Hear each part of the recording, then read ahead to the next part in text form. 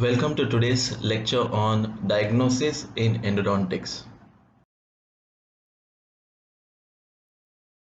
By the end of this lecture, you should be able to interpret pulpal and periapical diagnosis using appropriate terminology according to the diagnostic findings.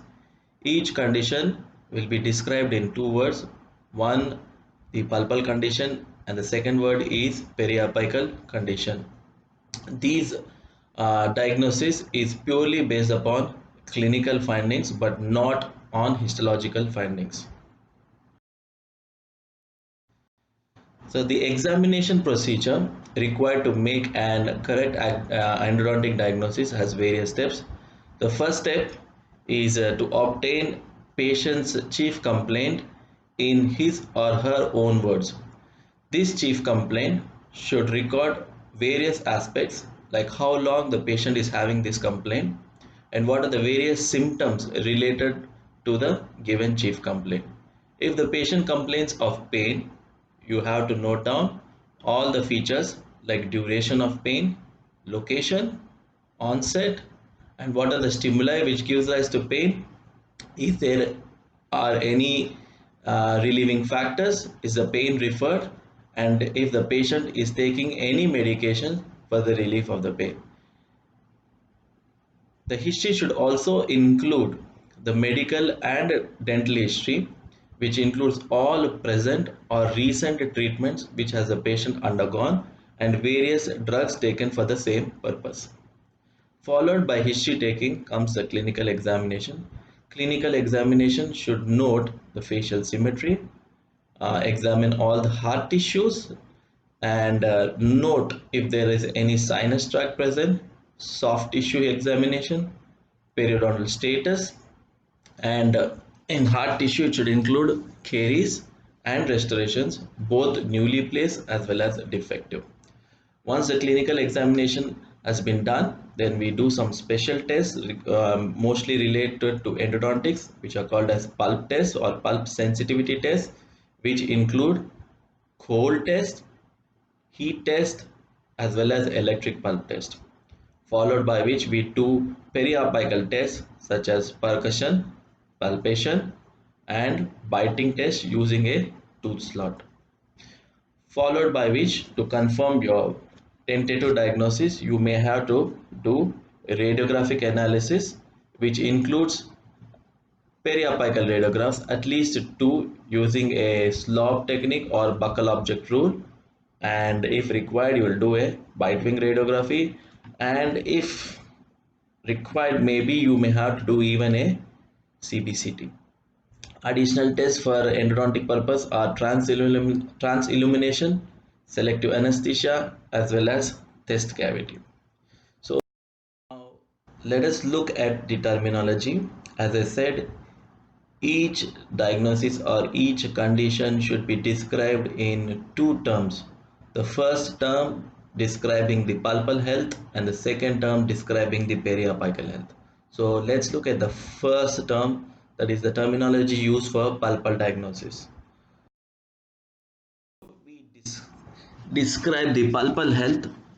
Firstly, we should know what is normal pulp. So before we describe what is abnormal, we have to know how does a normal pulp respond.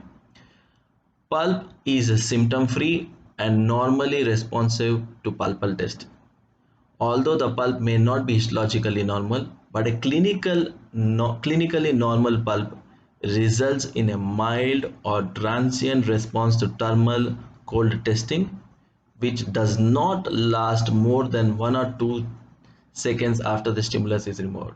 So whenever you are doing a cold testing or electric pulp testing, if you apply a stimuli, the patient may respond to with a transient uh, pain when you apply this stimuli, which does not last more than 1 or 2 seconds. Once the stimuli is removed, immediately the pulp reverts back to normal and the patient may not experience any more sensation. So this is how a normal pulp responds to a pulp sensitivity test. The first pulpal condition, which is reversible pulpitis. So how is the terminology reversible pulpitis described?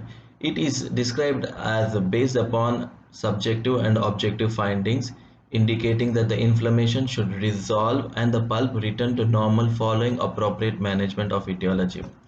The typical causes are exposed dentin leading to dentinal sensitivity, caries, or deep restorations.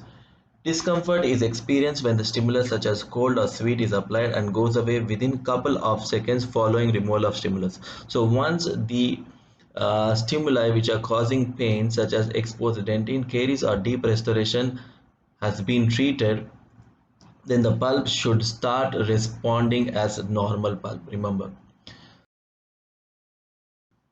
in reversible pulpitis, there are no significant radiographic changes in the periapical region of the suspect tooth, and the pain experience is not spontaneous. Following the management of etiology, that is caries removal plus restoration or covering of the exposed dentin, the tooth requires further evaluation to determine whether the reversible pulpitis has returned to a normal status. The of pulpal inflammation is called as symptomatic irreversible pulpitis. That is, if the reversible pulpitis has not been treated, then the pulp may go irreversibly damaged, leading to irreversible pulpitis. This condition is based on subjective and objective findings that the vital inflamed pulp is incapable of healing, and the only treatment left here is root canal treatment. The characteristics may include sharp pain upon thermal stimulus, which might be a cold test or a heat test, which lingering pain, which is often more than 30 seconds or longer after the stimulus removal. Remember, in previous conditions, normal pulp as well as in reversible pulpitis, we have noted that if we have given any stimuli, the the pain or sensation, as the appropriate word is sensation, the sensation is there only for 1 or 2 seconds until the stimuli is given, and then the pulp immediately goes back to normal and there is no sensation.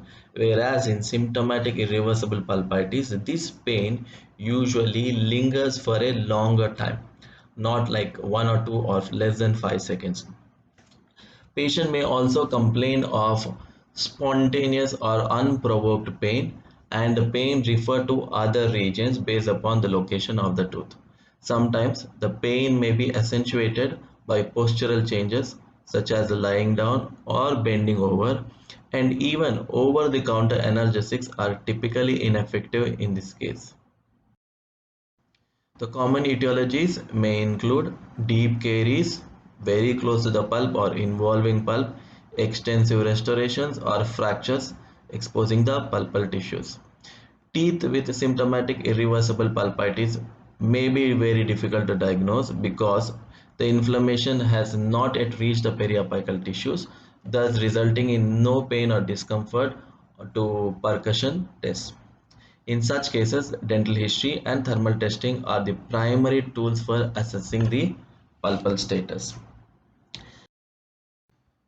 Let's move on to next condition, which is asymptomatic irreversible pulpitis. If we break down the terminology, the first is asymptomatic, which states that the patient is not complaining of pain, and even after we give a stimuli, it almost responds to like normal. Okay, almost responds like normal, but the pulpal health is in irreversible, the pulpal inflammation is irreversible. So it is a clinical diagnosis based on subjective and objective findings, which indicates that the vital inflamed pulp is incapable of healing and root canal treatment is indicated. These cases have no clinical symptoms and usually respond normal to thermal testing, but may have trauma or deep caries that would have likely resulted in exposure following removal. So, during the clinical examination and diagnosis, you have taken a restoration, you have taken a radiograph, and you find that the caries is in very close approximation to the pulp or involving the pulp. You do a thermal testing, but the pulp responds normal like a vital pulp, but the caries is very close to the pulp, or while excavation of the caries you fear that there will be a certain exposure of the pulp, or there is a non-carious lesion where it has involved pulp exposure, but on thermal testing it responds normally, then those conditions we diagnose as asymptomatic irreversible pulpitis, and usually the treatment of choice is root canal treatment. Moving on to the next condition, which is pulp necrosis. Here the inflammation has progressed to a state where it has caused complete necrosis of dental pulp, indicating the death of dental pulp. The treatment of choice is root canal treatment. Here the pulp is non-responsive to pulp testing and the tooth is asymptomatic. The pulp necrosis by itself does not cause apical periodontitis, leading to symptoms such as pain on percussion, or there is radiographic evidence of osseous breakdown unless the canal is totally infected. Some tooth may mimic as a pulp necrosis, which are like tooth having calcifications, or the patient has a recent history of trauma, or simply the tooth is just not responding. Special emphasis here is a recent history of trauma.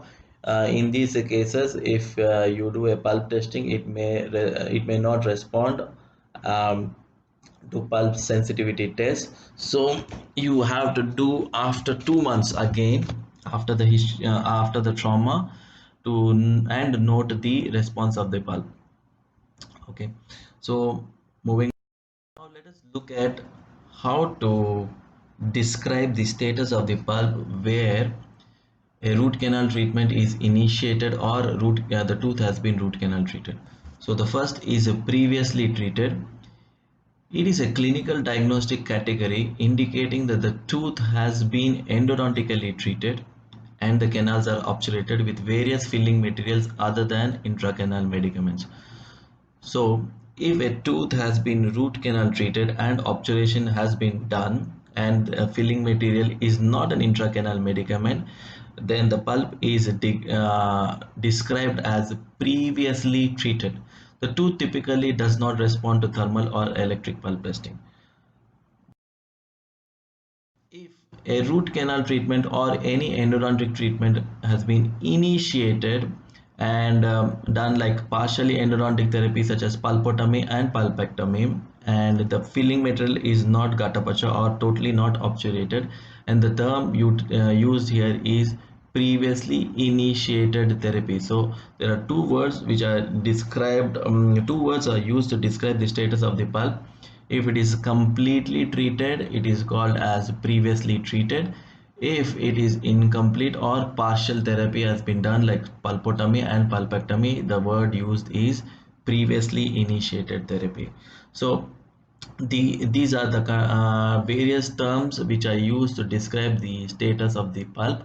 So the first is normal pulp, the second is reversible pulpitis, the third, if the inflammation progresses to a stage where it cannot be reversed, it is called as irreversible pulpitis. In irreversible pulpitis, we have two terms, which is symptomatic irreversible pulpitis and asymptomatic irreversible pulpitis, followed by if the inflammation has led to necrosis or death of the pulp, if the pulp is described as pulp necrosis.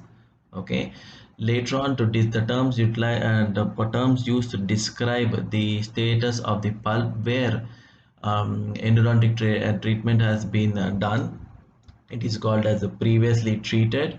If the endodontic treatment is usually partial therapy such as pulpotomy and pulpectomy, which has not resulted in complete filling of the root canals, it is being described as previously initiated therapy.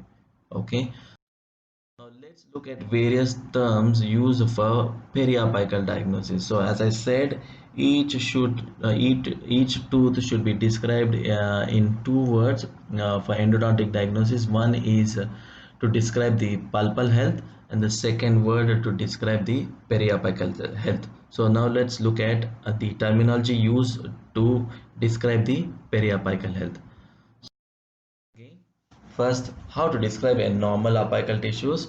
A normal apical tissues are not sensitive to percussion and palpation testing, And radiographically, the lamina dura surrounding the root is totally intact and the periodontal ligament space is uniform here. As with pulpal testing, comparative testing for percussion and palpation should always begin with normal tooth as a baseline for the patient. Whereas in symptomatic apical periodontitis, here it represents inflammation usually of the apical periodontium, producing clinical symptoms involving painful response to biting and or percussion or palpation. This may or may not be accompanied by radiographic findings, that is, depending upon the stage of the disease, there may be normal width of the periodontal ligament or may be a periapical radiolucency. Patient usually complains of severe pain to percussion and or palpation, which is highly indicative of degenerative pulp, and the treatment of choice is usually root canal treatment.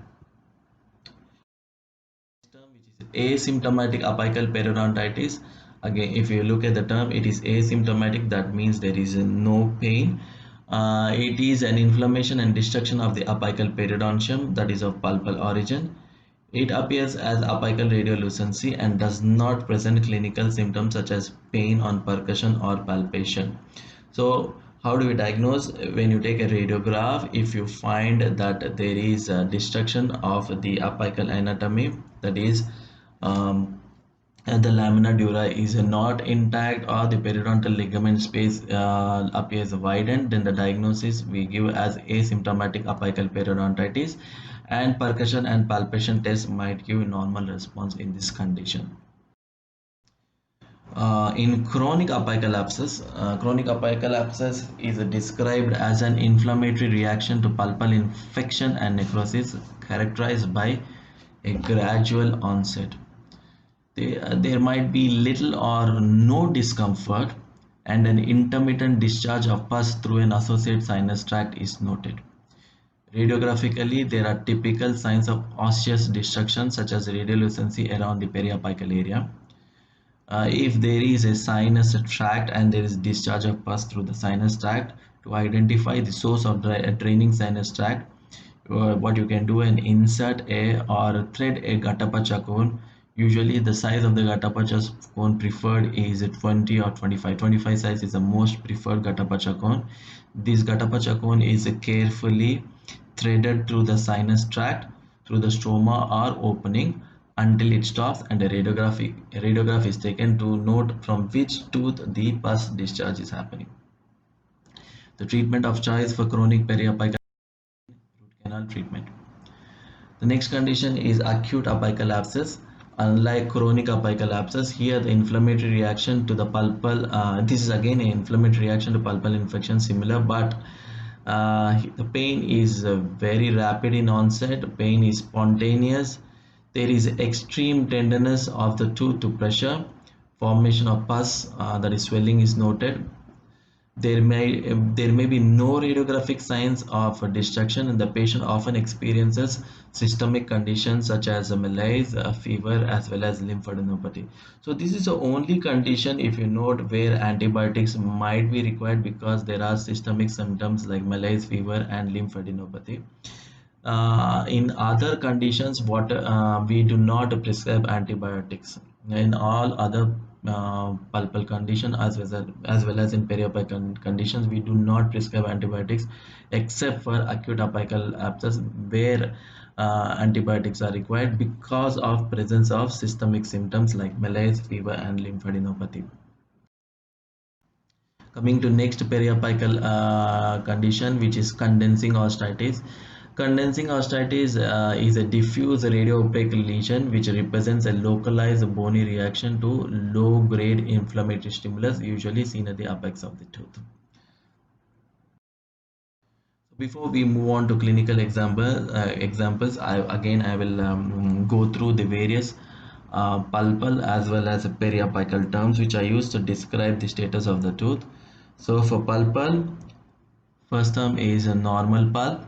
Then if the inflammation may progress to reversible pulpitis, then it may progress if it is the tooth has not been treated, the inflammation may progress to irreversible stage where the pulp can be described as symptomatic irreversible pulpitis or symptomatic reversible pulpitis based upon presence or absence of pain. If this is not treated, it may cause death of the pulp. Then we describe it as pulp necrosis. Okay. If you note that there is some endodontic treatment has been done, if it is partially treated, it is called as previously initiated. If complete root canal treatment has been done, then we describe the pulpal condition as previously treated. Okay, then moving on to periapical. In periapical, first is a normal periapical tissues, followed by symptomatic periapical tissues if there is pain on percussion or palpation.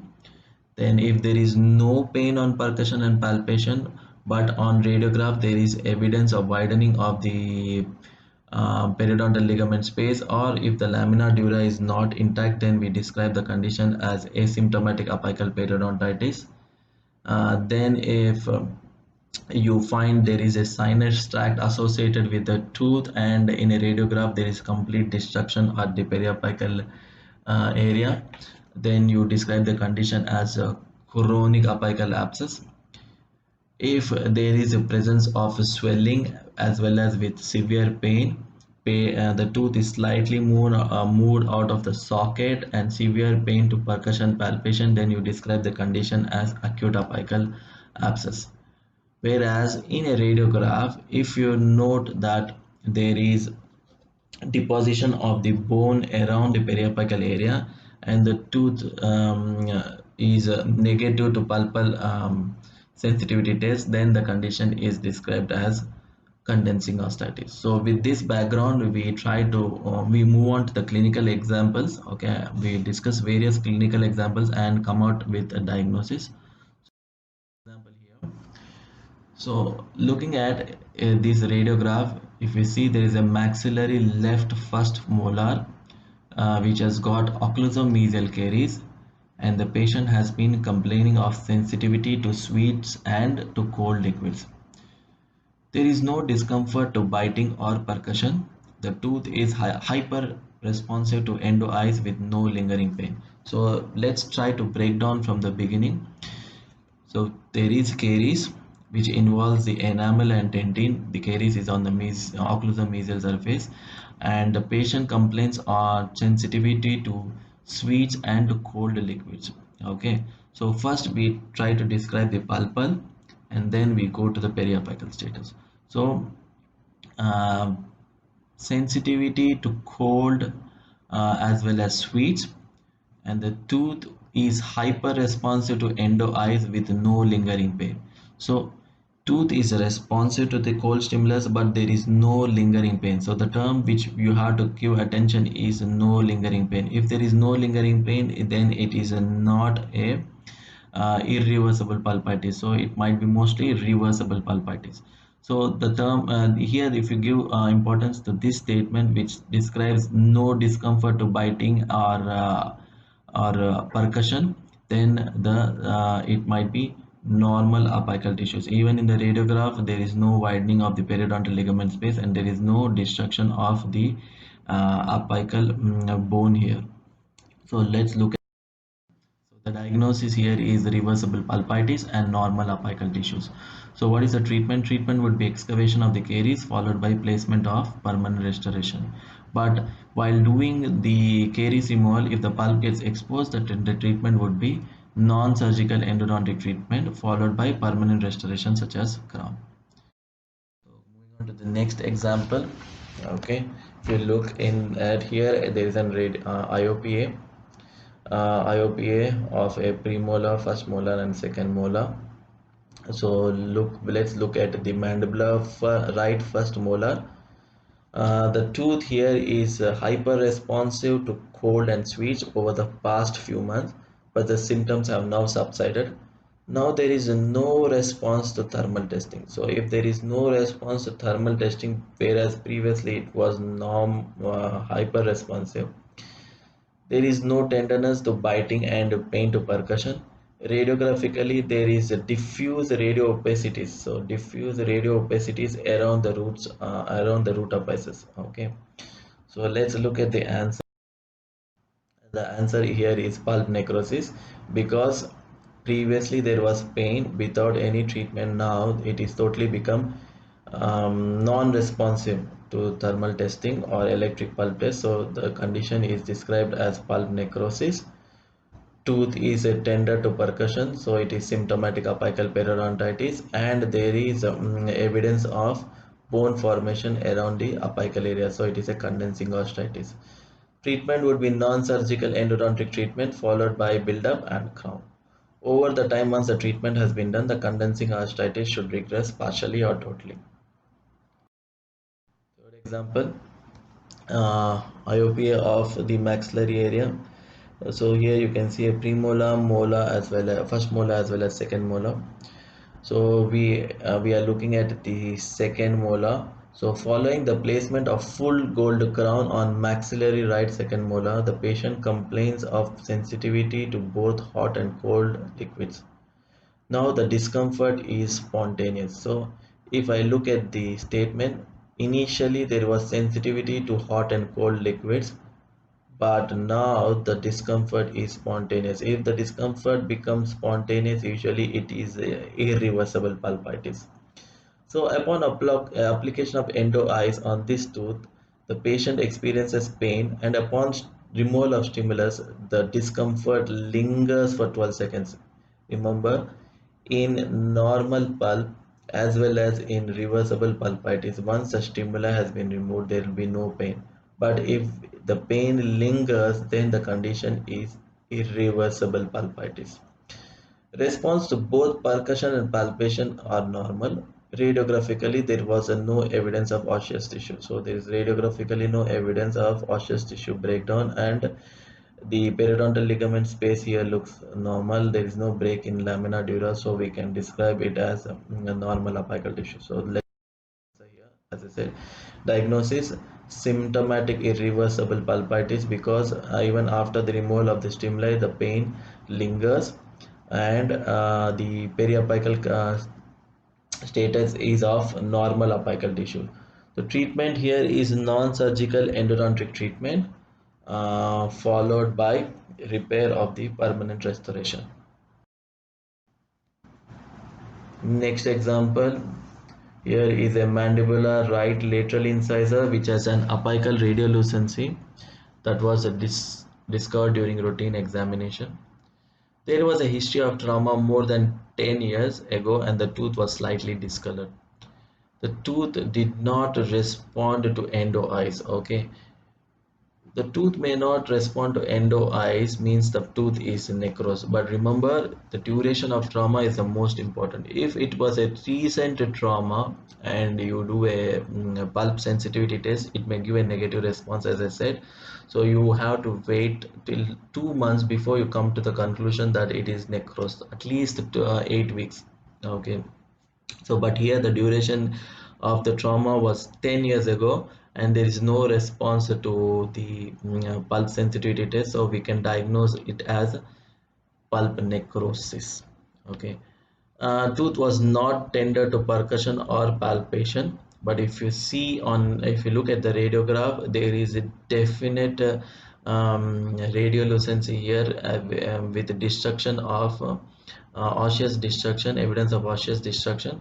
So the pulpal would be of pulp necrosis because no response to pulse sensitivity test, whereas a periapical term is asymptomatic apical periodontitis. Okay, the treatment of choice here is non-surgical endodontic treatment followed by bleaching because the tooth is discolored, and a permanent restoration. Coming to next clinical example, if we look here to mandibular left first molar, which demonstrates a relatively large apical radiolucency, which includes the mesial and distal roots along with the furcation involvement. Okay, periodontal probing depths were all within normal limits. The tooth did not respond to cold testing, and both percussion and palpation tests elicited normal response.